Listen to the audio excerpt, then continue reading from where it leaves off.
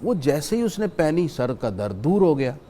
اب جتنا وقت وہ پہنی رکھتا درد قریب نہ آتا، لیکن جیسے ہی وہ ٹوپی اتارتا سر کا درد شروع ہو جاتا۔ اب وہ بڑا پریشان، بڑا اس میں سوچنے لگ پڑا کہ یہ عجیب معاملہ ہے، ٹوپی پہنتا ہوں درد ختم اور اتارتا ہوں تو درد شروع۔ تو اس نے سوچا کہ ضرور اس ٹوپی میں کوئی راز ہے۔ اب ٹوپی کے کپڑے کے اندر دیکھا تو ایک پرچی ملی، وہ بیر نکالی تو اس کے اوپر حضرت عمر نے لکھا ہوا تھا بسم اللہ الرحمن الرحیم۔ یہ ان الفاظ کی برکت تھی کہ ان کا سر درد دور ہو گیا۔ یوں ہی اب میں جو حدیث پاک ناظرین کو سنانے لگا ہوں ڈاکٹر صاحب، یہ آج کے پروگرام کا حاصل بھی ہے اور تمام ناظرین کے لیے گراں قدر تحفہ ہے۔ سبحان اللہ۔ ایسی حدیث جسے ہم روزانہ اپنے عمل میں لے کر آئیں گے اور اس کو پڑھیں گے۔ حدیث پاک یہ ہے، اسے نقل کر رہے ہیں شیخ اکبر جناب محی الدین ابن عربی رحمۃ اللہ علیہ۔ سبحان اللہ۔ اس حدیث کو بطور خاص اصطلاح محدثین میں حدیث مسلسل بالقسم کہا جاتا ہے، یعنی شیخ اکبر سے لے کر نبی کریم علیہ الصلوۃ والسلام تک جتنے راوی ہیں سب نے حدیث بیان کرنے سے پہلے قسم اٹھائی۔ آپ اس سے اندازہ لگائیں اس حدیث کی اہمیت کتنی ہے۔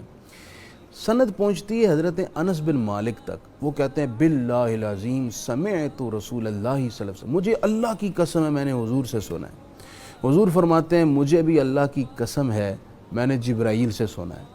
جبریل امین کہتے ہیں مجھے بھی اللہ کی قسم ہے میں نے میکائیل سے سنا ہے۔ اور حضرت میکائیل فرماتے ہیں مجھے بھی اللہ کی قسم میں نے اسرافیل سے سنا ہے۔ حضرت اسرافیل فرماتے ہیں مجھے بھی اللہ کی قسم میں نے خود رب العالمین سے سنا ہے۔ اور رب العالمین نے فرمایا کہ مجھے میری عزت کی، میرے جلال کی اور میرے جود کی قسم ہے۔ یہ اللہ تعالیٰ نے 3 قسمیں بیان فرمائی، سبحان اللہ۔ اور پھر یہ بات ارشاد فرمائی اللہ تعالیٰ بغیر قسم کا ہی کوئی بات کرے تو اس کی بات سے بڑھ کر اہم اور پختہ اور مضبوط اور مفید بات کس کی ہو سکتی ہے، لیکن 3 قسمیں بیان کر کے اس بات کی افادیت کو بڑھا دیا۔ ارشاد فرمایا جس نے بسم اللہ الرحمن الرحیم کو الحمد کے ساتھ ملا کر پڑھا، اب میں بتاؤں گا کیسے ملا کر پڑھا۔ فرمایا میرے کرم پر واجب ہے کہ میں اس شخص کی بخشش کر دوں، اسے قبر کے عذاب سے، اسے فزع اکبر جو محشر کے میدان کی گھبراہٹ ہوگی اس سے بچاؤں، اور یہ گھبراہٹ اتنی سخت ہوگی کہ مشرک اور کافر کہیں گے اے اللہ یہاں سے ہمیں نکال دے، بے شک دوزخ میں پھینک دے۔ اللہ فرماتا ہے میں اس کو یہاں سے بھی بچاؤں گا، اسے دوزخ کی آگ سے بچاؤں گا، اور اسے اپنے نبیوں، رسولوں، شہیدوں، صدیقوں اور صالحین کی صفوں میں کھڑا کروں گا۔ اللہ اکبر۔ اتنی بڑی فضیلت۔ سبحان اللہ۔ کرنا کیا ہے؟ بسم اللہ شریف کو الحمد کے ساتھ ملا کر پڑھنا ہے۔ شیخ اکبر یہ بات کر کے آپ فرماتے ہیں پڑھنا کیسے ہے؟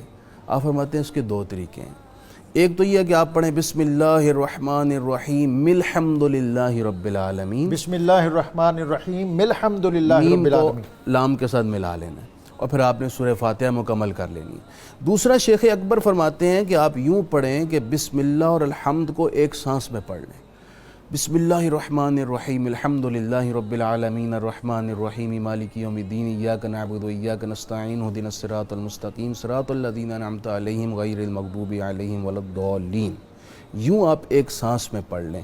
یہ دونوں طریقے شارحین حدیث اور محدثین اور اولیاء کرام نقل کرتے آئے ہیں۔ یہ کتنی بڑی فضیلت ہے ڈاکٹر صاحب بسم اللہ شریف کو پڑھنے کی، اور بالخصوص بسم اللہ کو الحمد کے ساتھ ملا کر پڑھنے کی۔ اس کے نتائج اور اس کے ثمرات جو ہیں میں چاہوں گا وہ ذرا دہرا دیں تاکہ ہمارے ناظرین اس کی تفصیل میں کہیں اصل جو ثمرات ہیں وہ دب نہ جائیں۔ ثمرات اس کے یہ ہیں کہ اللہ تعالیٰ فرماتا ہے کہ میں اسے بخش دوں، یہ میری رحمت پر واجب ہے، واہ، مالک خود اپنے ذمہ کرم پر لے رہا ہے۔ دوسرا میں اسے قبر کے عذاب اور وحشت سے بچاؤں، سبحان اللہ، محشر کے میدان کی سب سے بڑی گھبراہٹ سے اسے محفوظ رکھوں، سبحان اللہ، دوزخ کی آگ سے بچاؤں، سبحان اللہ، پلس اسے میں انبیاء، صالحین، شہداء اور صدیقین کی صفوں میں کھڑا کر دوں۔ سبحان اللہ۔ ترکیب کیا ہے اس کی مفتی صاحب؟ ترکیب یہ ہے کہ بسم اللہ الرحمن الرحیم کو الحمد کے ساتھ سورہ فاتحہ کے ساتھ ملا کر پڑھیں، یعنی میم کو لام کے ساتھ کتنی دفعہ پڑھیں؟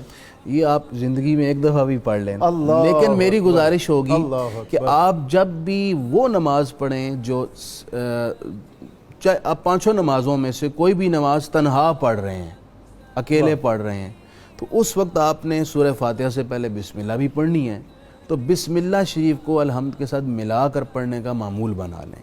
یہ تو بطور خاص نماز اگر آپ تنہا پڑھ رہے ہیں، امام کے پیچھے پڑھ رہے ہیں تو ظاہری بات ہے آپ نے خاموش رہنا ہے۔